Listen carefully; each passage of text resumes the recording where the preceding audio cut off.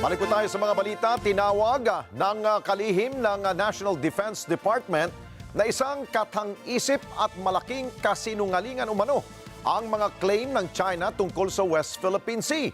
Ganun din ang Armed Forces of the Philippines. So AFP tinawag naman itong isang biro na hindi naman nakakatawa.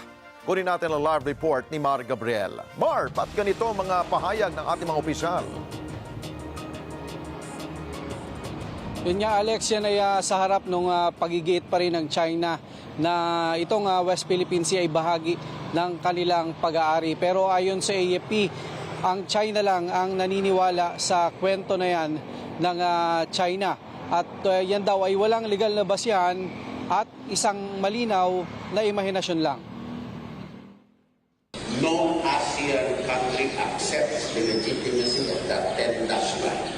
Because that is the biggest fiction and lie that can be sold to any right-thinking person. Tinawag na katang-isip at malaking kasinungalingan ni Defense Secretary Gilberto Teodoro ang 10-dash line claim ng China sa bahagi ng West Philippine Sea.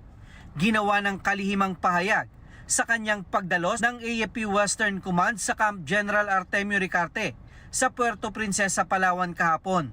Ayon sa kalihim, tanging ang Chinese Communist Party lang ang naniniwala sa katang-isip na ito. Para naman sa Armed Forces of the Philippines, isang malaking biro ang pilit na pag-angkin ng China sa West Philippine Sea.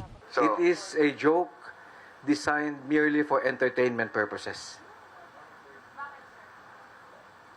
It is absurd, no legal basis. It is beyond normal imagination. Take it as a joke. Ayon kay Trinidad, kung sino man ang target audience ng China sa kanilang biro, sigurado raw na walang natatawa dito. Taong 2016 pa raw ng katigan ng desisyon ng Arbitral Tribunal na pag-aari ng Pilipinas ang bahagi ng karagatan. Lalong wala raw maniniwala na pag-aari ng China ang Palawan. We have a lot of international jurisprudence that would support the stand of the Philippines. We have the 2016 Arbitral Tribunal ruling. We have our constitution. It is very clear that Palawan is part and parcel of our archipelago. Pronouncements like this by a foreign power should be taken with a grain of salt.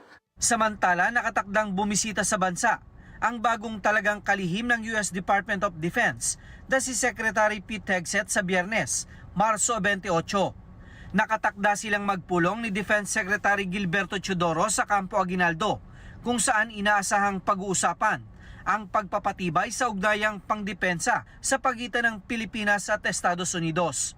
Para naman sa AFP, isa itong oportunidad para mapalalim pa ang ugnayan ng dalawang magkaalyadong bansa. Yes sir, no? Itong visit na to reaffirms itong laging sinasabi ng ating allied for a long time ng US that yung commitment nga nila is ironclad, no? Dito sa pag-support sa atin and strengthening our alliances with them.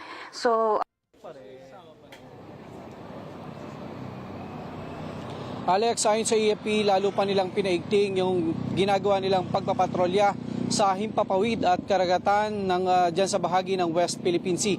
Yan ay para maproteksyonan yung mga teritoryo natin dyan at ang soberenya ng bansa. Alex? Okay, Mark, kapansin-pansin, wala na masyadong tensyon dyan sa West Philippine Sea, no? Pero hindi pa sila nababahala sa mga ganitong mga pronouncement? Maaaring mag-ugat na naman ito sa panibagong tensyon dyan sa ating teritoryo, Mar.